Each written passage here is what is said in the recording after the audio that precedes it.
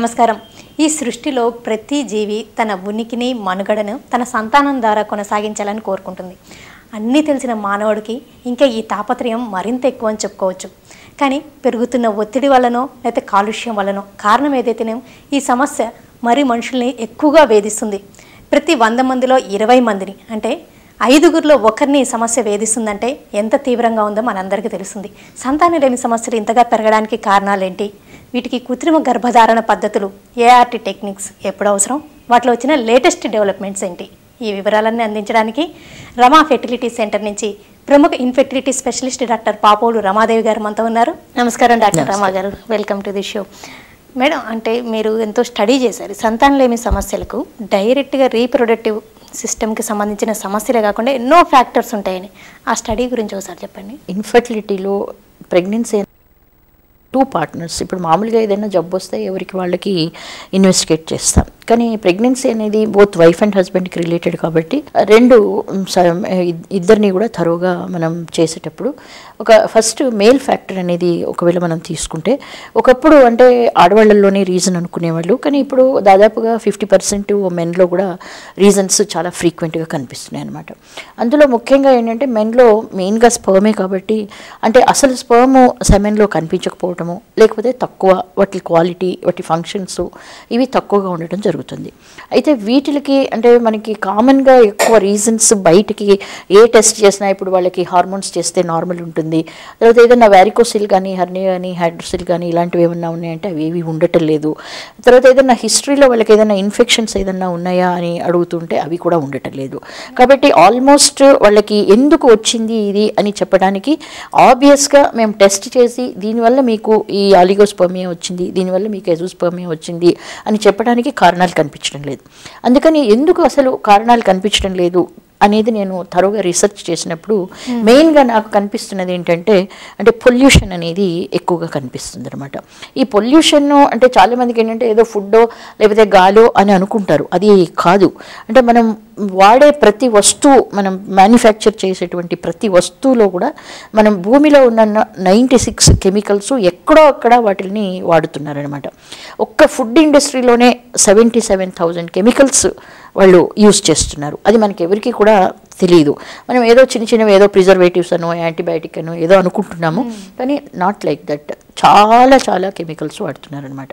వాటి వల్ల ఏంటంటే ఆ అన్వాంటెడ్ కెమికల్స్ మన బాడీలోకి వెళ్ళి మనకి అవసరమైన కెమికల్ని రీప్లేస్ చేసి ఇది వెళ్ళి కూర్చుంటుంది ఆ ప్లేస్లో. దానివల్ల నార్మల్గా జరగాల్సిన రియాక్షన్స్ జరగక, నార్మల్గా చేయవలసిన ఫంక్షన్ బాడీ చేయక, బాడీ యాబరెంట్ మెకానిజంలోకి వెళ్ళిపోతుంది అనమాట. దానివల్ల తగ్గట్టు పెస్టిసైడ్స్ ఇలాంటివి కూడా దాదాపుగా అంటే చెప్పాను కదా, ఇక 96 కెమికల్స్ రకరకాల ఫామ్స్లో, పెట్రోకెమికల్స్ ఏంటి, మెటల్స్ ఏంటి, నాన్ మెటల్స్ ఏంటి, అంటే including small amount of bacteria, including small amount of virus, అన్నీ కలిపి కలగాపులుగం అయిపోయి బాడీలో ఈ ప్రాబ్లమ్స్ మనం ఫేస్ చేస్తాం. అంతేకాకుండా మెడిసిన్స్ కూడా ఓవర్ ది కౌంటర్ కొనేసి వాడేస్తూ ఉంటారండి. అది ఈ మధ్య ఎక్కువ అయిపోయింది. ప్రతిదానికి డాక్టర్ దగ్గరికి ఏం వెళ్తామని చిన్నప్పటి నుంచి కోల్డ్ కాఫ్ దగ్గర నుంచి మొదలు పెడుతుంటారు. అవి కూడా ఏమన్నా అంటే అవి కూడా నథింగ్ బట్ కెమికల్సే కదా. ఇండియాలోనే కామన్ అండి, వేరే ఏ దేశంలో కూడా అంటే ప్రిస్క్రిప్షన్ లేకుండా మందులు ఇవ్వరు. ఒక్క ఇండియాలో మాత్రమే డైరెక్ట్గా మెడికల్ షాప్కి వెళ్ళి నాకు ఈ ప్రాబ్లం ఉంది అని తీసుకుంటూ ఉంటారు.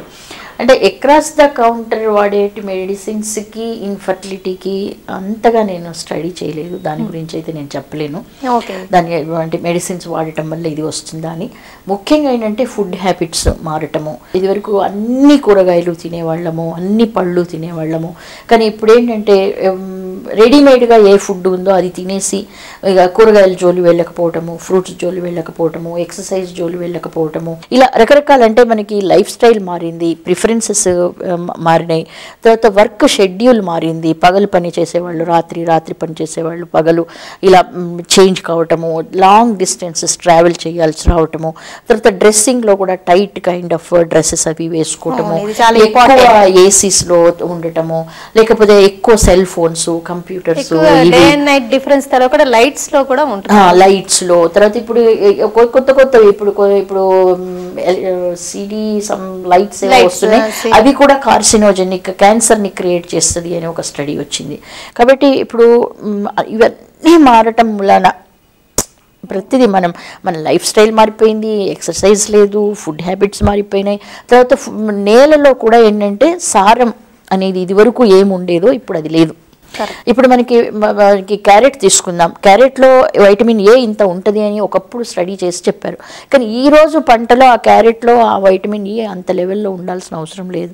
ఎందుకంటే దాంట్లో ఉన్న అదంతా కూడా మారిపోతూ ఉంది. ఎర్త్లో ఉన్నటువంటి ఇదివరకు ఉన్నటువంటివన్నీ కూడా చేంజ్ అవుతున్నాయి అన్నమాట. ఈ అన్ని రకాల కారణాలని దృష్టిలో పెట్టుకొని మనం ఈ పేషెంట్ని మనం ఏ జబ్బు వచ్చినా కూడా ట్రీట్ చేయాల్సిన రోజు వచ్చిందనమాట. చూడటానికి ఇప్పుడు ఇంకొక పెద్ద ప్రాబ్లం పేషెంట్స్కి ఏంటంటే వాళ్ళు ఎక్కడ టెస్ట్ చేసుకున్న స్పర్మ్ అనాలిసిస్ నార్మల్ ఉన్నది, మీకేం ప్రాబ్లం లేదు అంటారు. కానీ అంటే ఇన్ డెప్త్ వెళ్ళాలన్నమాట.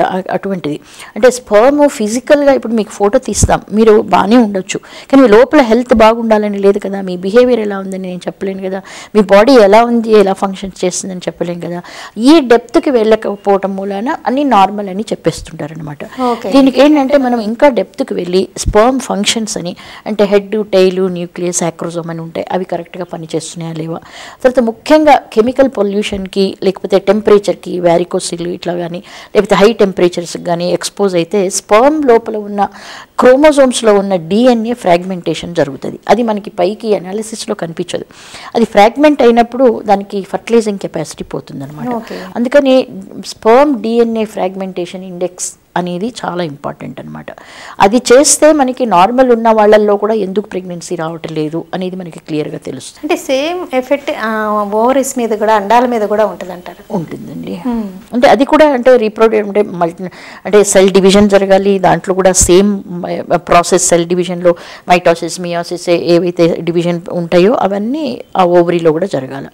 అందుకని ఇది అంటే తొందరగా అంటే ఓవరీ ఫెయిల్ కావటం అనేది చూస్తున్నాం కదా మనము. అంటే యంగ్ ఏజ్లో 35 years, 25 years, 30 yearsకి కూడా వాళ్ళకి అంటే ఎఫ్ఎస్హెచ్ లెవెల్స్ పెరిగిపోయి పీరియడ్స్ ఇర్రెగ్యులర్ అయిపోవడం, కొన్ని రోజులు అయిన తర్వాత మెనోపాజ్ వచ్చేసేయటము, ఇది అంటే ప్రీమెచ్యూర్ ఓవేరియన్ ఫెయిల్యూర్ అంటాము. వీటికి ఈ పొల్యూషన్కి రిలేషన్షిప్. ఓకే, అంటే మీరు చెప్తున్నట్టుగా లైఫ్ స్టైల్ డిజార్డర్స్, లేకపోతే shift system, food habits change అవ్వడం, ఇవన్నీ పొల్యూషన్ ఇవన్నీ ఎఫెక్ట్ అవ్వడంతో పాటు apart from that bad habits కూడా ఎక్కువ అవుతుంది. స్మోకింగ్, ఆల్కహాలిజం, ఇవి కూడా ఏమన్నా ఎఫెక్ట్ చేస్తాయి? స్మోకింగ్ 100% ఉంటుందండి. ఎందుకంటే స్మోకింగ్ చేయటం వల్ల దాంట్లో వచ్చే కెమికల్స్ ఈ డిఎన్ఏ ఫ్రాగ్మెంటేషన్కి ఎక్కువగా దాని మీద పనిచేస్తుంది అనమాట. అందుకని స్మోకింగ్ డెఫినెట్లీ అంటే ఎవరైనా అంటే ఈవెన్ ప్యాసివ్ స్మోకింగ్ ఇప్పుడు మీరే చేయాల్సిన అవసరం లేదు, పక్క వాళ్ళు ఎవరైనా చేస్తుంటే దానికి ఎక్స్పోజ్ అయితే కూడా సైడ్ ఎఫెక్ట్. మీరు చెప్తూ ఉన్నారండి ఈ టాక్సిఫికేషన్ ఎక్కువ అవుతుంది, బాడీలో ఈ టాక్సిఫై అవుతున్నాయి అంటే మరి ఈ డీటాక్సిఫికేషన్ ఎలా పాసిబిలిటీ, మరి దాని ద్వారా ఈ ఫెర్టిలిటీ ఎట్లా పెంచగలుగుతాం? మంచి సెంటర్లో మంచి ఎక్స్పీరియన్స్ ఉండి స్ట్రిక్ట్గా ప్రిన్సిపల్డ్గా సైంటిఫిక్గా ఫాలో అయ్యే సెంటర్లో any part of the world 30-35% pregnancy rate ఉంటుంది. అది ఏది కాకపోతే ఇంకా పర్సంటేజ్ తక్కువైపోతూ ఉంటుంది. కానీ దీన్ని ఎలా పెంచాలి అనేది నేను బాగా స్టడీ చేస్తే ఈ పొల్యూషన్ వల్ల కూడా అంటే నాట్ ఓన్లీ కాజ్ అంటే ఇన్ఫర్టిలిటీ రావడానికి కాజే కాకుండా మనం ఇచ్చే ట్రీట్మెంట్ని కూడా అది ఎఫెక్ట్ చేస్తుంది అనేది we could come to a conclusion. దానివల్ల ఏంటంటే ఈ పొల్యూషన్ని తీసేసేయడానికి బాడీలో నుంచి బోత్ అంటే నాన్ మెటల్ పాయిజనింగ్స్ని, ఒకటి నాన్ మెటల్ వాటిని బాడీలో నుంచి తీసేయటానికేమో ఓజోన్ థెరపీ ఇస్తాము. దాంతో ఏంటంటే బాడీలో ఎక్కడ ఏ చిన్న ఇన్ఫెక్షన్ ఉన్నా కూడా అది వెళ్ళిపోతుంది. తర్వాత నాన్ కెమికల్స్ కూడా ఈ ఓజోన్ థెరపీతోని ఎక్స్క్రీట్ అయిపోతాయి. అది Sun Total Body Detoxification Centre అండి. Rama's Institute of Fertility proprietor అయిన డాక్టర్ రమా గారు దీన్ని స్టార్ట్ చేశారు. సో వాటిలో ఇది ఇక్కడ మీరు చూస్తుంది ఓజోన్ థెరపీ అనమాట. సో ఈ ఓజోన్ థెరపీ అనేది ఇది ఓజోన్ జనరేటర్ ఇది యాక్చువల్గా. సో ఈ ఓజోన్ జనరేటర్ ద్వారా మనం ఈ ఫ్రెష్ ఓజోన్ని ఎప్పటికప్పుడు ఈ ఆక్సిజన్ నుంచి ఫ్రెష్ ఓజోన్ని ప్రిపేర్ చేసుకుని దాని నుంచి దాంట్లో అవుట్లెట్ పైప్ అని ఉంటుంది, దాని ద్వారా ఆ ఓజోన్ అవుట్లెట్ పైప్ ద్వారా డిఫరెంట్ రూట్స్ ద్వారా పేషెంట్కి ఇవ్వడం అనేది జరుగుతుంది. సో దీంట్లో ముఖ్యంగా ఇక్కడ చూస్తున్నారు సెలైన్ ప్రిపేర్ అవుతుంది, ఓజోన్ సెలైన్ అనమాట. సో ఇది వైరల్ ఇన్ఫెక్షన్స్ కానివ్వండి, లేదా మేజర్ హెల్త్ ప్రాబ్లమ్స్, డయాబెటిక్ పేషెంట్స్కి లేదా హార్ట్ ప్రాబ్లమ్స్ ఉన్న వాళ్ళకి, ఇట్లాంటి వాళ్ళందరికీ కూడా ఓజోన్ సెలైన్ ఇవ్వడం జరుగుతుంది. సో దీంతో ఏమవుతుందంటే వాళ్ళలో ఇమీడియట్గా బ్లడ్ సర్క్యులేషన్ అనేది ఇంప్రూవ్ అయ్యి షుగర్ లెవెల్స్ కూడా డౌన్ అవ్వడము, బ్లడ్ సర్క్యులేషన్ ఇంప్రూవ్ అవ్వడము, ఇమ్యూనిటీ పెరగడము.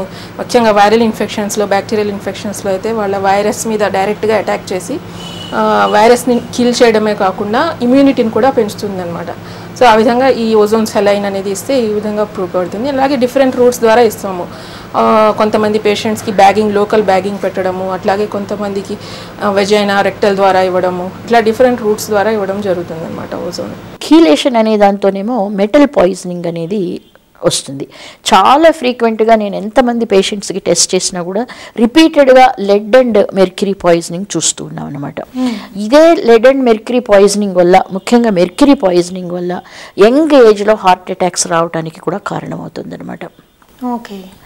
అందుకని ఈ మెటల్స్ని తర్వాత నాన్ మెటల్స్ని డీటాక్సిఫై చేసి ఒక 2 months తర్వాత గ్యాప్ ఇచ్చి ఐవీఎఫ్ చేసిన పేషెంట్స్లో ఈ గత 6 monthsలో మేము స్టడీ చేశాము, దాదాపుగా 45-50% సక్సెస్ రేట్ వస్తుంది అనమాట. డీటాక్సిఫికేషన్ థెరపీస్లో ఇది ఫార్ ఇన్ఫ్రారెడ్ థెరపీ అండి.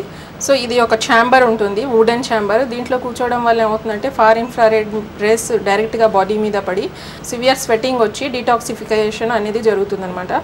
సో ఈ స్వెట్టింగ్ వచ్చినప్పుడు చాలా మటుకు టాక్సిన్స్ బయటికి వచ్చేస్తాయి అనమాట. అట్లాగే క్యాలరీస్, బాడీలో క్యాలరీస్ కూడా తగ్గుతాయి.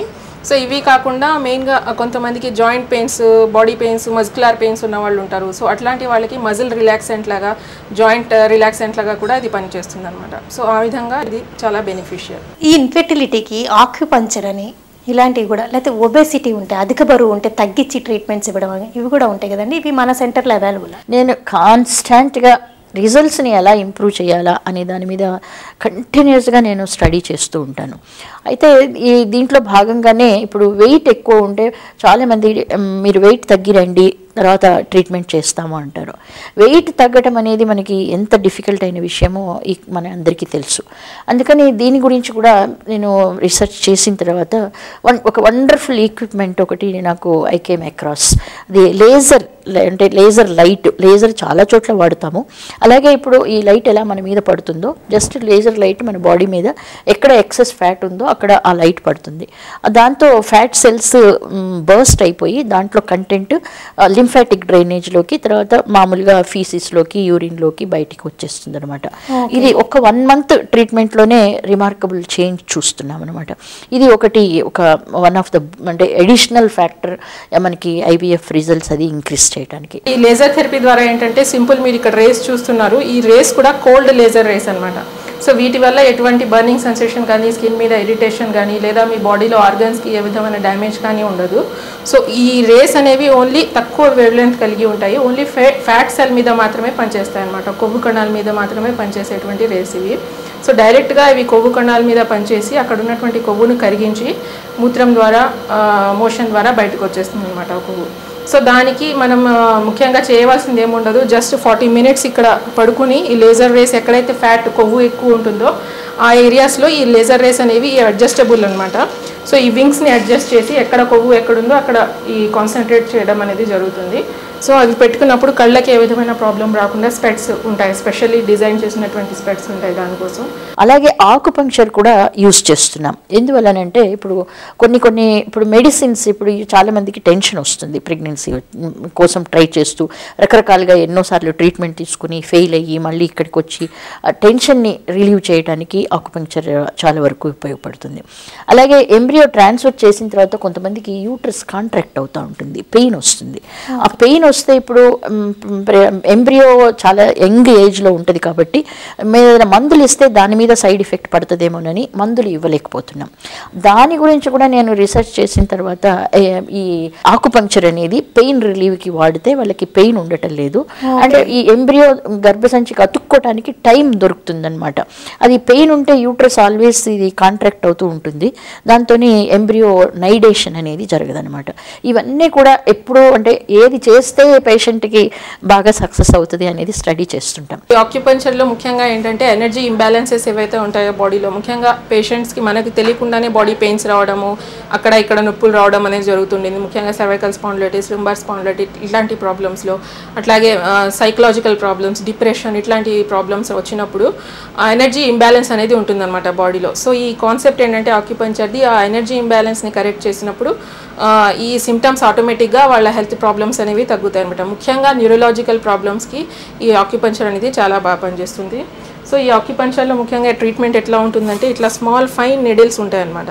సో ఈ ఫైన్ నీడిల్స్ని మనం సూపర్ఫిషియల్గా ఎక్కడైతే ఎనర్జీ బ్లాక్ ఉందో ఆ పాత్వేలో మనం ఈ ఫైన్ నీడిల్స్ పెట్టడం ద్వారా ఆ ఎనర్జీ ఇంబ్యాలెన్స్ని తగ్గించి హెల్త్ ప్రాబ్లమ్స్ని మనం తగ్గించవచ్చు అనమాట. అలాగే ఏంటంటే లేటెస్ట్గా ఇప్పుడు అడ్వాన్స్డ్ కంట్రీస్లో ఒక లాబీ లాగా, అంటే ఎక్కువ ఎంబ్రియోస్ వేస్తే మీకు ట్విన్స్ వస్తారు, ట్విన్స్ వస్తే మీకు ఆ కష్టం అవుతుంది ఈ కష్టం అవుతుంది అని చాలా ఒక థియరీతోని సింగిల్ అంటే ప్రెగ్నెన్సీ రావటం కోసం వరల్డ్ అంతా ప్రయత్నం చేస్తున్నారు.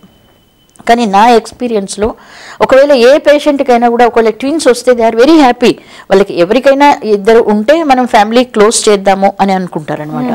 కానీ మన ట్విన్స్ వస్తే ప్రాబ్లమే నాకైతే అసలు I didn't find any single problem. Even IVF ప్రపంచంలో బిగినింగ్లో వచ్చినప్పుడు కూడా అంటే దాదాపుగా మన శరీరంలో ఒక 500 ఎగ్స్ తయారవుతాయి. ఈ 500 కూడా క్రోమోజోమల్లీ నార్మల్ ఉండవు, అవి ఎబ్నార్మల్ ఉంటాయి అనమాట. అందుకే పూర్వకాలం 13 ఏళ్ళకి పెళ్లి చేసుకుని 45 ఏళ్ళ వరకు కూడా ప్రెగ్నెన్సీ కోసం ప్రయత్నం చేసిన రోజుల్లో కూడా ఒక్కొక్కళ్ళకి 10 మంది 20 మంది లేక 10 సార్లు 20 సార్లు ప్రెగ్నెన్సీ వచ్చేది. కానీ వేరే 480 గుడ్లు బాడీలో వేస్టేజ్ అవుతున్నాయి. అంటే some of them are abnormal. అందుకని ఈ ఎంబ్రియో ట్రాన్స్ఫర్ మనం ఒక్కటే లోపల వేస్తే అది అబ్నార్మల్ అయితే ఆ సైకిల్ వేస్ట్ అయిపోతుంది. అందుకని ఎవరికైనా సరే ఒకసారి ప్రెగ్నెన్సీ రాకపోతే 2 సార్లు 3 సార్లు ట్రై చేసేటప్పుడు ఈవెన్ దో ఇంటర్నేషనల్లీ వాళ్ళు ఒక ఎంబ్రియో 2 ఎంబ్రియోది అనే ఒక ట్రెండ్ నడుస్తున్నా కూడా even today we have seen so many cases ఎక్కువ ఎంబ్రియోస్ వేసినప్పుడు దే ఆర్ సక్సెస్ఫుల్.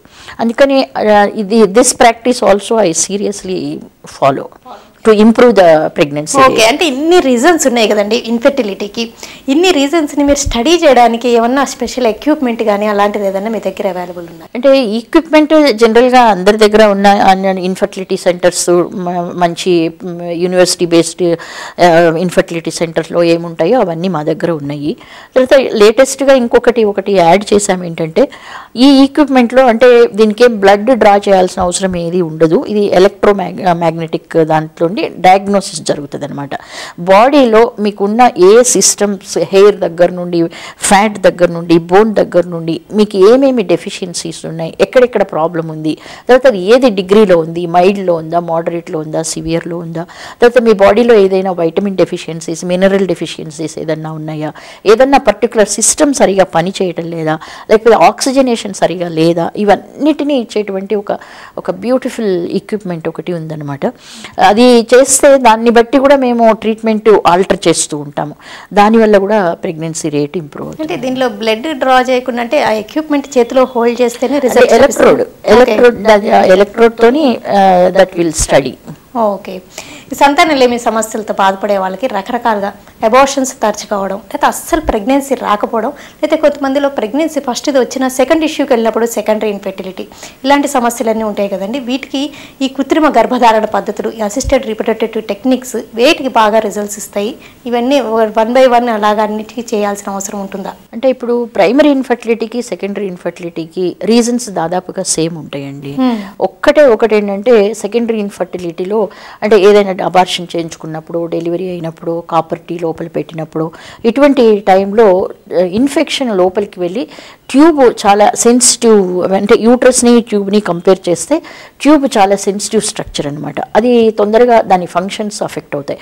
అంటే బ్లాక్ అని రాదు, అంటే బ్లాక్ అని వచ్చేటప్పటికి అది బాగా అంటే ఎక్కువ ఇన్ఫెక్షన్ ఎక్కువ అయినట్టుగా అనమాట. మన కంటికి కనిపించకుండా ఓన్లీ మైక్రోస్కోప్లో క్రాస్ సెక్షన్లో స్టెయిన్ చేసి చూస్తేనే కనిపించేటువంటి మైక్రోస్కోపిక్ డ్యామేజ్ జరుగుతుంది ఈ ఇన్ఫెక్షన్ వల్ల. కానీ ఆ మైక్రోస్కోపిక్ డ్యామేజ్ వల్ల కూడా ట్యూబల్ ఫంక్షన్ ఎఫెక్ట్ అయ్యి ప్రెగ్నెన్సీ రాదనమాట. ఇటువంటి కేసెస్లో సెకండరీ ఇన్ఫర్టిలిటీ ఇది కనుక కారణమైతే వాళ్ళకి ప్రెగ్నెన్సీ రేటు ఎక్కువగా ఉంటుంది.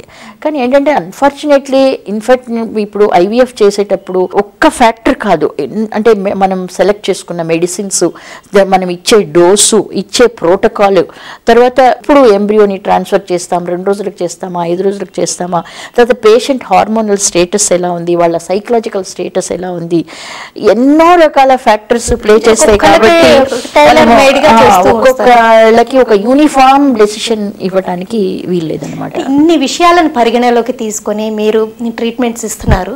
దీనివల్ల అంటే మిగతా సెంటర్స్తో కానీ మిగతా వాళ్ళతో పోలిస్తే మీ దగ్గర సక్సెస్ రేట్ ఎక్కువ అని మీరు ప్రౌడ్గా చెప్పగలరు?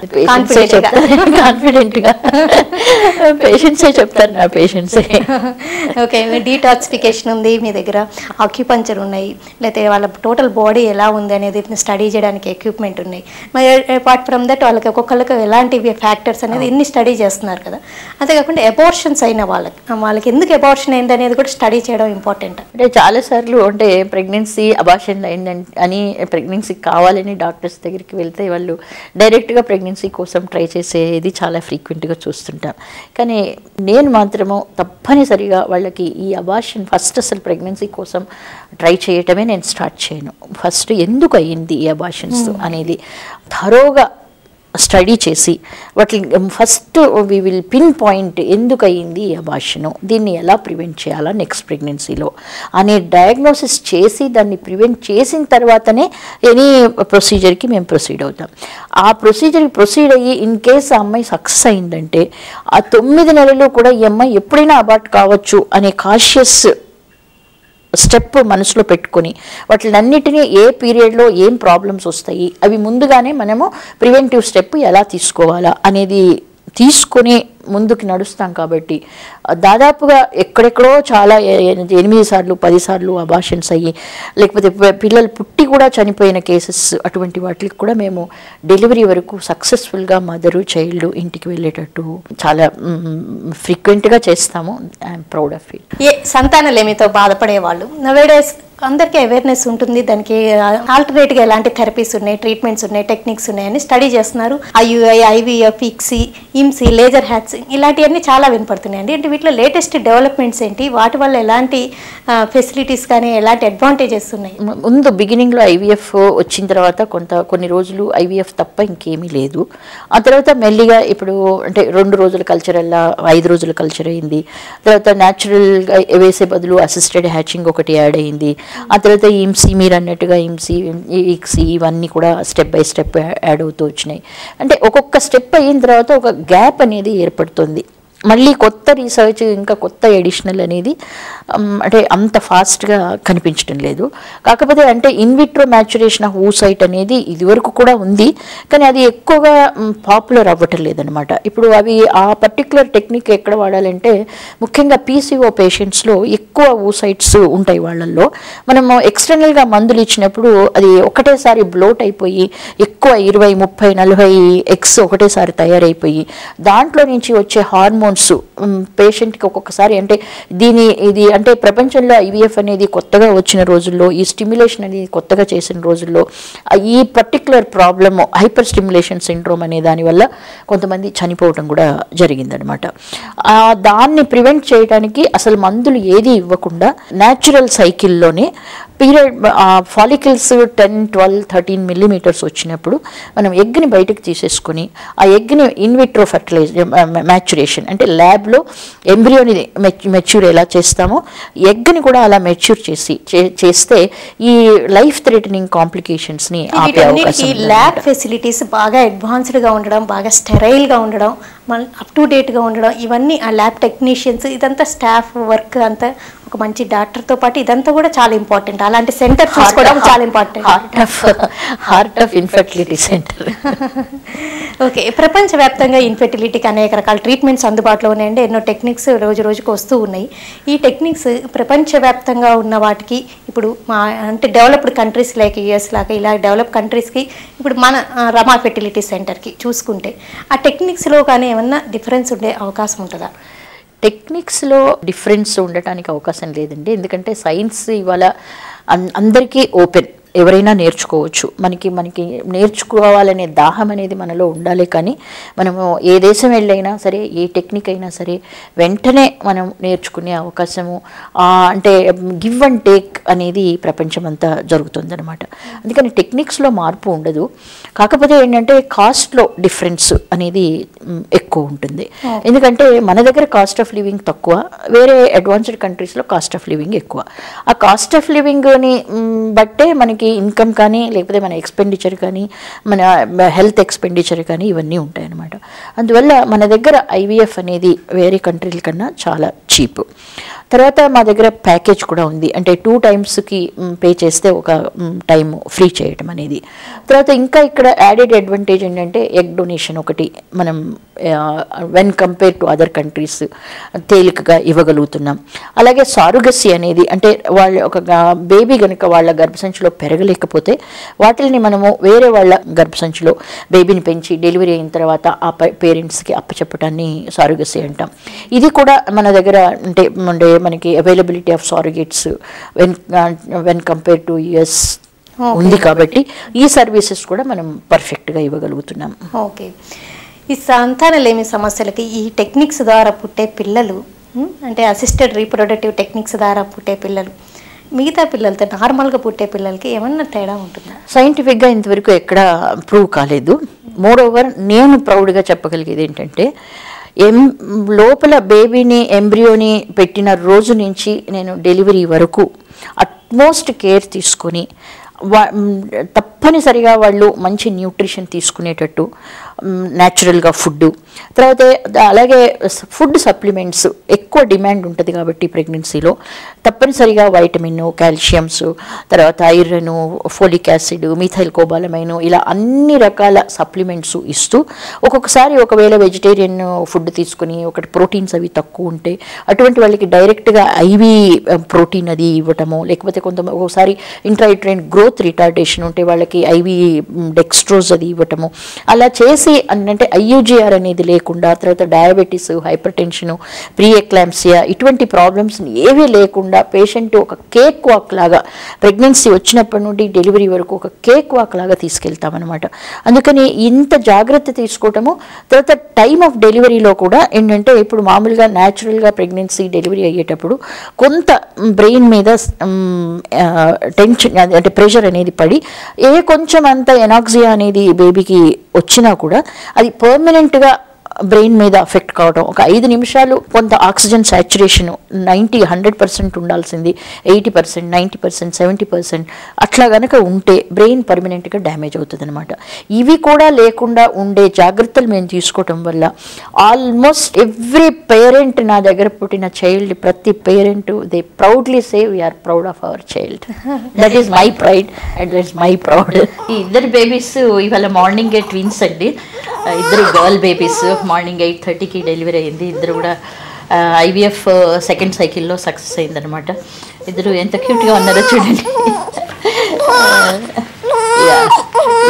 Look at the camera, look at why you are crying? Just wait. Yeah. Okay, congratulations అండి.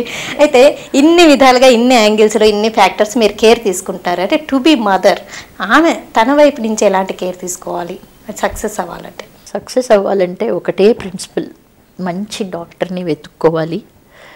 తర్వాత డాక్టర్ చెప్పిన మాట చెప్పినట్టుగా ఫాలో కావాలి. తర్వాత టెన్షన్ అనేది ఒకసారి ఇప్పుడు ఎవరి చేతిలోనూ లేదు. అంటే ఒక్కటేసారి పేషెంట్ రాగానే వాళ్ళకి సక్సెస్ చేసేసి పంపించడానికి. కాబట్టి ముందు అసలు వాళ్ళు వచ్చినప్పుడు వాళ్ళకి ప్రాబ్లమ్ని అండర్స్టాండ్ చేసుకునేటట్టు చేసి, తర్వాత ఇది టైం కన్జ్యూమింగ్ ప్రాబ్లము, మీ దగ్గర పేషెన్స్ అనేది ఉండాలా. ఒకసారి మా దగ్గరికి వచ్చారంటే ముందు మేము బాగా ట్రీట్మెంట్ ఇస్తున్నామా లేదా అని థరో ఎంక్వైరీ చేసుకుని, ఒకసారి వచ్చిన తర్వాత ఇక్కడ నుండి బేబీని తీసుకునే నేను బయటికి వెళ్ళాలి అనే డిటర్మినేషన్తోని వస్తేనే మీకు నేను సక్సెస్ చూపించగలను, లేకపోతే చేయలేము. ఎందుకంటే మీ ఇష్టం వచ్చిన రోజున మీరు వచ్చి మీ ఇష్టం వచ్చిన రోజు మీరు వెళ్ళిపోతారనుకోండి, అప్పుడు ఏంటంటే ఒక లాటరీ లాగా మీ అదృష్టాన్ని మీరు పరీక్ష చేసుకోవాలి. లక్కీగా అయిపోతే ఫస్ట్ టైమే అయిపోయి హ్యాపీగా వెళ్ళిపోయే వాళ్ళు ఉంటారు. కానీ అందరూ అంత లక్కీ కాదు, అందరి బాడీ అంత తొందరగా రెస్పాండ్ కాదు. కాబట్టి they have to try till they are successful. ఇంకొక ఇంపార్టెంట్ విషయం అండి, చాలామంది ఫ్యామిలీలో రన్ అవుతుంది, మాకు మ్యారేజ్ అయ్యాక 4-5 ఇయర్స్కి లేకపోతే 7-8 ఇయర్స్కి 10 ఇయర్స్కి పిల్లలు పుట్టిన వాళ్ళు ఉన్నారు. కాబట్టి అలా చూద్దాం, కొంతకాలం వెయిట్ చేసి చూద్దామని అలా ఏజ్ను ప్రాబ్లమ్ని పెంచుకుంటూ ఉంటారు. అలాగ పెంచే కొద్దీ ఇవి సక్సెస్ రేట్ ఏమైనా తగ్గే రిస్క్ కూడా ఉంటుందా? అంటే ప్రెగ్నెన్సీ అనేది డెఫినెట్గా ఏజ్ రిలేటెడ్ ప్రాబ్లం అండి. ఇప్పుడు అబౌవ్ 35 ఇయర్స్ ఇండియాలో ఇండియన్ అంటే అట్మాస్ఫియర్ కానీ, మన ఫుడ్ కానీ, జెనెటిక్స్ కానీ, లేకపోతే మన ఫుడ్ హ్యాబిట్స్ కానీ, లేకపోతే మన లైఫ్ స్టైల్ కానీ, ఇవన్నిటినీ దృష్టిలో పెట్టుకొని ఇండియాలో అయితే ఫీమేల్కి 35 ఇయర్స్ వరకు ప్రెగ్నెన్సీ కావడానికి బాగుంది. కానీ అబౌవ్ 35 ఇయర్స్ ఉన్న వాళ్ళల్లో ఎగ్ క్వాలిటీ దెబ్బతినటము, వాళ్ళకి ఫెయిల్ అయితే అటువంటి వాళ్ళకి మేము ఎగ్ డొనేషన్ తీసుకోమని చెప్పాల్సి వస్తుంది. కానీ ఎగ్ డొనేషన్ ఇక ముందు చెప్పనేమో, ఎందుకంటే ఇంకొక latest treatment I came across.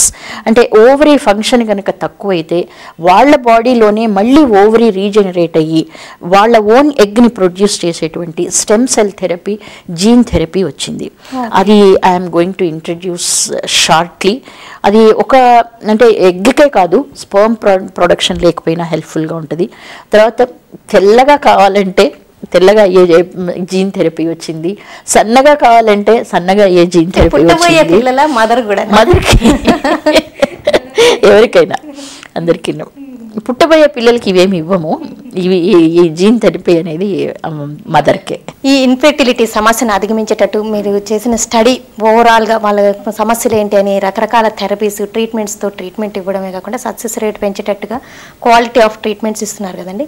ఇలాంటి క్వాలిటీ మీకున్న అన్ని సెంటర్స్లో మీరు ఇంకా ముందు ముందు పెట్టబోయే అనేక సెంటర్స్లో కూడా ఉంటుందా, లభ్యమవుతుందా? తప్పకుండా. క్వాలిటీ లేకుండా సర్వీస్ ఇవ్వలేము, క్వాలిటీ లేకుండా రిజల్ట్ ఇవ్వలేము. కాబట్టి అన్ని ప్లేస్లోనూ same quality, same facilities, lab facilities అన్నీ ఉంటాయి. ఓకేనండి డాక్టర్ రమా గారు, ఈ సంతానలేమి సమస్యలకు ఓవరాల్గా స్టడీ అవసరమని, ఎన్నో ఫ్యాక్టర్స్ కారణమవుతాయని, వాటన్నిటికీ ఎన్నో రకాల ట్రీట్మెంట్స్, థెరపీస్ అవసరమని, వాటి మీద రీసెర్చ్ చేయడమే కాకుండా ఆ రీసెర్చ్ యొక్క ఫలితంగా అనేక మంది దంపతులకు సంతాన భాగ్యం కలిగిస్తూ ముందుకు సాగుతున్నందుకు కంగ్రాచ్యులేషన్స్ అండి. All the best.